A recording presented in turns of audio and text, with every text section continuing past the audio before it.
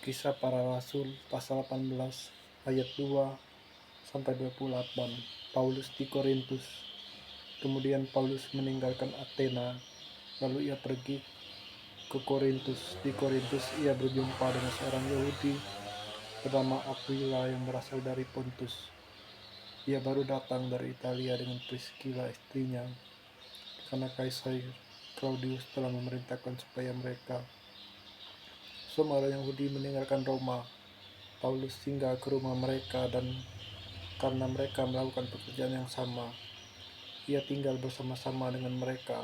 Mereka bekerja bersama-sama karena mereka sama-sama tukang kemah. Dan setiap hari Sabat Paulus berbicara dalam rumah ibadat dan berusaha meyakinkan orang-orang Yahudi dan orang-orang Yunani. Ketika Silas dan Timotius datang dari Makedonia, Paulus dengan sepenuhnya dapat memberitakan firman, di mana ia memberi kesaksian kepada orang-orang Yahudi bahwa Yesus adalah Mesias. Tetapi ketika orang-orang itu memusuhi dia dan menghujat, ia mengebaskan debu dari pakaiannya dan berkata kepada mereka, "Biarlah darahmu tertumpah di atas kepalamu sendiri, aku bersih, tidak bersalah. Mulai dari sekarang aku akan pergi kepada bangsa-bangsa lain." Maka keluarlah ia dari situ. Ia datang ke rumah seorang bernama Titus Justus yang beribadah kepada Allah dan yang rumahnya berdampingan dengan rumah ibadah. Tapi Krispus, kepala rumah ibadah itu, menjadi percaya kepada Tuhan bersama-sama dengan seisi rumahnya, dan banyak dari orang-orang Korintus yang mendengarkan pemberitaan Paulus dan menjadi percaya dan memberi diri mereka dibaptis. Pada suatu malam berfirmanlah Tuhan kepada Paulus di dalam suatu penglihatan, "Jangan takut, teruslah memberitakan firman dan jangan diam, sebab aku menyertai engkau dan tidak ada seorang pun yang akan menjamah dan menganiaya engkau, sebab banyak umatku di kota ini." Maka tinggallah Paulus di situ selama 1 tahun 6 bulan, dan ia mengajar firman Allah di tengah-tengah mereka. Akan tetapi setelah Galio menjadi gubernur di Akhaya, bangkitlah orang-orang Yahudi bersama-sama melawan Paulus, lalu membawa dia ke depan pengadilan. Kata mereka, ia ini berusaha meyakinkan orang untuk beribadah kepada Allah dengan jalan yang bertentangan dengan hukum Taurat. Ketika Paulus hendak mulai berbicara, berkatalah Galio kepada orang-orang Yahudi, "Hai orang-orang Yahudi, jika sekiranya dakwaanmu mengenai suatu pelanggaran atau kejahatan, sudahlah sepatutnya aku menerima perkaramu.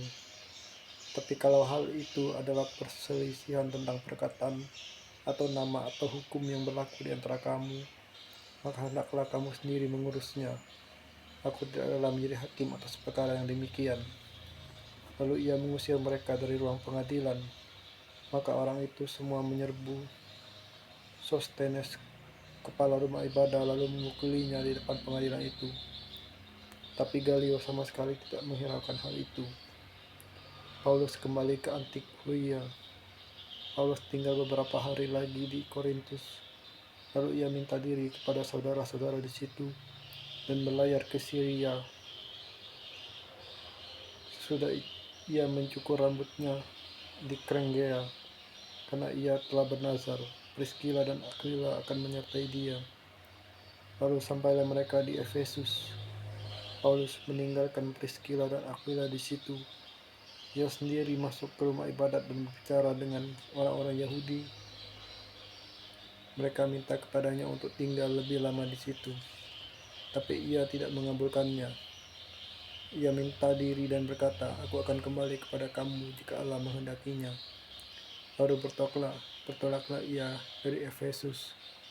Ia sampai di Kaisarea, dan setelah naik ke darat dan beri salam kepada jemaat, ia berangkat ke Antiokhia.